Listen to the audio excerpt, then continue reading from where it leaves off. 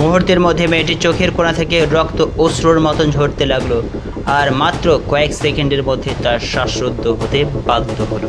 কিন্তু পিছনের সিটে বসে থাকা ছেলেটি বিন্দু মাত্র ভয় পেল না, সঙ্গে সঙ্গে তার মাকে গাড়ির সিট থেকে নিচে নামালো।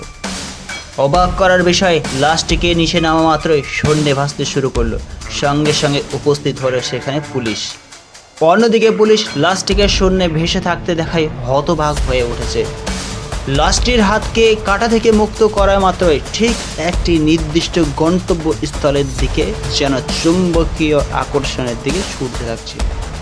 এবার পুলিশ এই দৃশ্য দেখে আরও হতবাক হয়ে উঠল, যেন সমস্ত লাশগুলি একসঙ্গে মাধ্যাকর্ষণ শক্তির বিপক্ষে একসঙ্গে কিন্তু ঘুরছে। এই ঘটনার রহস্য উন্মোচন করতে সঙ্গে সঙ্গে পুলিশ এই 3টি লাশকে একসঙ্গে ফরেনসিক ল্যাবে পরীক্ষা নিরীক্ষা করার জন্য পাঠানো হলো।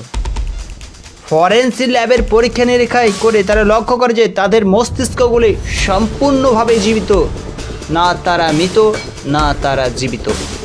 আর তখনই মৃতদেহটি চোখ খুলে বন্ধ করে নেয়। এই রহস্য যেন রহস্যই থেকে গেল বললেই চলে।